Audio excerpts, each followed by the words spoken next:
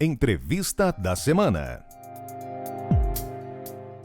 Nosso convidado de hoje é Luiz Rabi, economista-chefe da Serasa Experian. É um prazer tê-lo conosco. Prazer é nosso, eu agradeço a oportunidade de estar aqui falando com todos vocês. Indiscutivelmente, a Serasa Experian é uma referência em informações cadastrais, creditícias, etc. Como é que anda a inadimplência? Infelizmente, esse ano de 2022, nós estamos batendo um triste recorde de inadimplência, tanto na pessoa física quanto na pessoa jurídica. Nós atingimos agora em outubro 69 milhões de brasileiros nessa situação, ou seja, com uma restrição em seu nome, ou seja, inadimplente, o que representa praticamente 42% da população adulta do país. Ou seja, se você sai na rua, de cada 10 pessoas, 4 estão inadimplentes. Isso é um recorde histórico, tanto em termos absolutos, 69 milhões, quanto em termos relativos, 42% da população. E no caso das empresas, nós também, infelizmente, estamos batendo um recorde histórico. Agora, em outubro, nós fechamos o mês com 6,3 milhões de empresas inadimplentes no Brasil, sendo que a grande maioria são micro e pequenas empresas. Mais de 90% delas são micro e pequenas empresas. Então, este ano tem sido realmente bastante difícil e bastante desafiador do ponto de vista da inadimplência, tanto para a pessoa física quanto para a pessoa jurídica. Bem, quando você tem uma empresa negativada, o crédito fica cada vez mais difícil e cada vez mais caro. Qual a sua avaliação desse cenário todo e como sair disso? De fato, isso é uma verdade, porque a inadimplência é um dos principais componentes do chamado spread bancário, que é justamente aquela margem que o banco cobra em cima da taxa Selic, ou seja, em cima do seu custo de captação, para emprestar, seja para as pessoas físicas, seja para as empresas. E este ano, as taxas de juros de empréstimos subiram justamente por causa desses dois fatores. Primeiro, porque o Banco Central, para combater a inflação, veio subindo a taxa Selic mês após mês, ao longo de praticamente todo o ano de 2022. Em segundo lugar, dado que a inadimplência subiu, tanto no caso das pessoas físicas quanto das pessoas jurídicas, os bancos acabam incorporando este custo e aumentando o spread bancário. Então, quando hoje um consumidor ou quando uma empresa vai ao banco, vai a alguma financeira ou alguma entidade do sistema financeiro tomar crédito, está pagando um juros bem maior do que pagava há 12 meses atrás, por exemplo. Então, o aumento da inadimplência, juntamente com o aumento da taxa Selic, acabou ocasionando uma elevação brutal das taxas de juros para quem precisa de crédito. Isso praticamente em todas as linhas de financiamento. Qual a sua visão daqui para frente? Para 2023. 2023, esse cenário ele não se altera muito, pelo menos no seu início, já que o próprio Banco Central já sinalizou que vai manter a taxa Selic alta durante um tempo suficientemente longo para fazer com que a inflação, que hoje está rodando ali na casa dos 7%, 8%, convirja para a meta, ou para suas metas, tanto em 2023 quanto em 2024, da forma mais rápida possível. Então, pelo menos até a metade deste ano, a taxa Selic ela não cai. Então, isso significa que um componente do custo do crédito vai ficar alto. E a inadimplência é aquela história, ela sobe o elevador e desce de escada. Ou seja, aumentar a inadimplência é muito rápido e muito fácil, vamos assim dizer. Consertar esse problema já é mais difícil e demorado. Por quê? Porque hoje uma pessoa inadimplente, ela deve, em média, para quase 4 credores diferentes. E uma empresa inadimplente deve, em média, para 7 credores diferentes. Então, ficar inadimplente é muito rápido. Sair da inadimplência é mais demorado e envolve renegociar as suas dívidas, no caso das empresas, com esses 7 credores em média que uma empresa negativada hoje tem. E isso não acontece da noite para o dia. Então, mesmo que a economia ganhe tração este ano, a curva de inadimplência, seja das pessoas físicas, seja das pessoas jurídicas, vai demorar um certo tempo para começar a cair.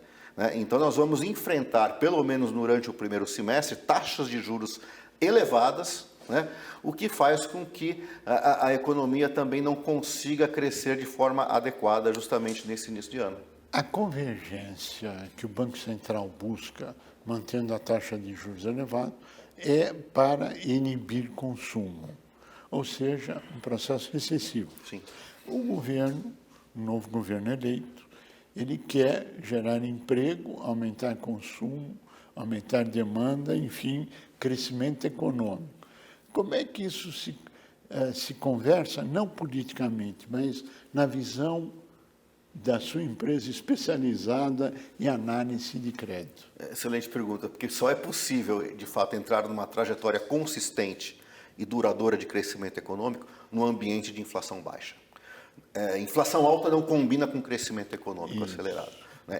Só que a inflação baixa é um pressuposto, é um pré-requisito para que a economia possa deslanchar, né?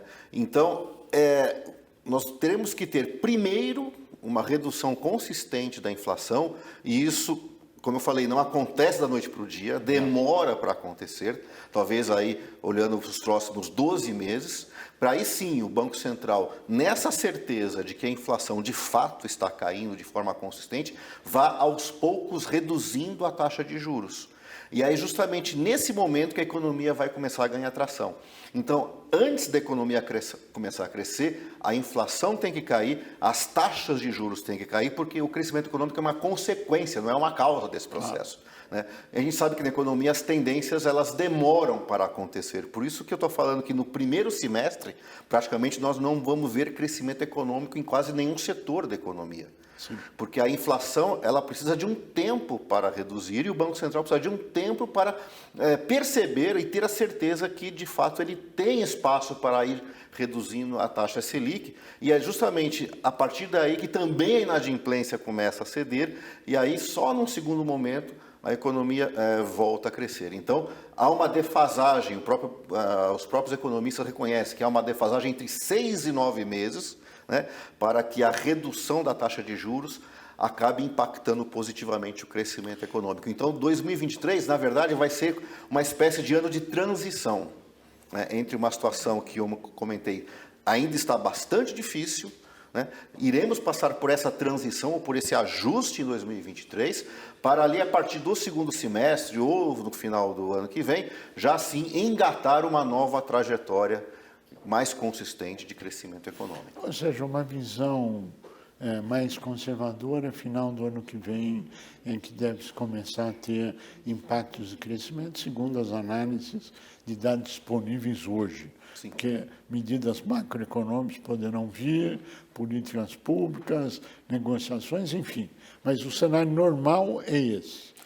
O que poderia impactar uma velocidade de aceleração e redução desse prazo na sua visão? Uma queda mais rápida da inflação. Por exemplo, existe um componente de incerteza em relação à inflação, que é justamente como é que vão ficar a partir do ano que vem essa redução temporária dos combustíveis, das alíquotas de ICM sobre combustíveis e energia elétrica que nós tivemos nesse segundo semestre. Que foi um fator que conseguiu reduzir a inflação nesse período, mas é um fator ainda teoricamente transitório. Né? Porque pela lei as alíquotas retornariam ao seu patamar original a partir do dia 1º de janeiro. É verdade. Né? Então, obviamente, vai depender de uma negociação política do novo governo com os governadores para evitar ou pelo menos minimizar que isso aconteça. Se de fato o governo conseguir manter as alíquotas de ICM sobre combustíveis e energia elétrica nos patamares ou muito próximos dos atuais, isso já vai ser um ganho em termos de garantir uma trajetória mais rápida de queda da inflação. Né? Então, esse é um fato importantíssimo. Outro fato importantíssimo é que o atual governo tem uma política econômica consistente. Né? Que os agentes econômicos têm uma percepção positiva da orientação de política econômica do novo governo, sobretudo na questão fiscal, para fazer o quê? Para manter a taxa de câmbio estável. Né? Hoje nós estamos aí com o dólar em torno de 5,30, nós estamos vendo aí a taxa de câmbio flutuar em função dessas indefinições de quem vai ser a nova equipe econômica do governo, quais são as orientações em termos da política fiscal, né? E a variável, o termômetro dessas decisões é a taxa de câmbio. Se houver alguma sinalização por parte do novo governo, né, que a responsabilidade fiscal pode ser colocada em risco, imediatamente o dólar vai refletir esse ambiente. Então é importante que o novo governo tenha e sinalize uma responsabilidade fiscal de fato para evitar que tenhamos um descolamento, né, um aumento da taxa de câmbio, que obviamente tem impacto na inflação, né? Então, assim, manter o câmbio estável com políticas econômicas consistentes, né, e também essa questão da renegociação das alíquotas dos combustíveis são dois ingredientes que estão nas mãos do governo que foi eleito e podem realmente contribuir positivamente para uma queda mais rápida da inflação no ano que vem. Agora, no mundo inteiro, quando os governos são eleitos, ou 99% dos países do mundo, eles dão aos governos eleitos 100 dias de, vamos dizer assim, de carência de qualquer coisa. Aqui no Brasil, o governo nem sentou na cadeira e não tem os 100 dias. Você acredita que esses 100 dias chegarão ou as críticas, não só do mercado financeiro, nós estamos dizendo da economia como um todo. Como é que você vê esse quadro comparado com o resto do mundo? Nós sabemos que inicialmente, né, a composição da equipe de transição do atual governo e as primeiras nomeações, principalmente do ponto de vista da área econômica do governo, não foram muito bem recebidas pelo mercado financeiro. Como é que o governo pode, digamos, melhorar esta percepção, nomeando um segundo escalão mais comprometido com o avanço das reformas, tendo uma visão menos estatizante da economia e mais pró-mercado, né? Ou seja, algo que aconteceu basicamente quando o Lula foi eleito pela primeira vez. Sim. Né? Ali realmente nós tivemos uma equipe econômica que teve essa visão, sim, né, claro, de uma visão mais pró-mercado e conseguiu aprovar reformas importantes, né, que fizeram com que a economia brasileira crescesse de forma bastante consistente. Então, eu acho que poderemos ter, digamos, esses 100 dias, primeiro, em função dessas definições e, segundo, também em função da definição de quem será o comandante das casas do Senado e da Câmara, para termos uma ideia de como que as reformas econômicas, se é que elas haverão, andarão no próximo governo. Isso só lá por fevereiro. 1º de fevereiro de 2023. Claro que as negociações políticas acontecem antes e a gente já começa a ter uma ideia de como que ficarão essas questões políticas. Nós chegamos ao final do tempo, mas a última pergunta é, nós vimos pela imprensa uma nota que a FEBRABAN publicou, parabenizando o ministro Haddad, desejando pleno êxito e o resto dos ministros anunciados. Claro que todos nós desejamos êxito, mas me parece que a Faria Lima não está tão satisfeito assim. Qual a diferença entre a Faria Lima e a FEBRABAN? Na verdade, não tem muita diferença, porque quando a FEBRABAN soltou a nota, apenas o nome do Haddad havia sido comunicado. Sim. Aquilo que eu falei, vai depender muito de como que será o seu segundo escalão, sim, como que vai ser a cara desse ministério, sim, né, e como que vai ser a cara de toda a equipe econômica. Aí eu estou falando do Ministério da Indústria, nós estamos falando de presidência das empresas estatais, né, que compõem essa parte. Conjunto, né? O conjunto, né? Justamente para saber se, de fato, nós vamos pender mais para o lado da FEBRABAN ou mais para o lado da Faria Lima. Luiz Rabin, nós queremos agradecer muito a sua participação, chegamos ao final do nosso tempo e ao conhecimento acumulado com todos que participam conosco.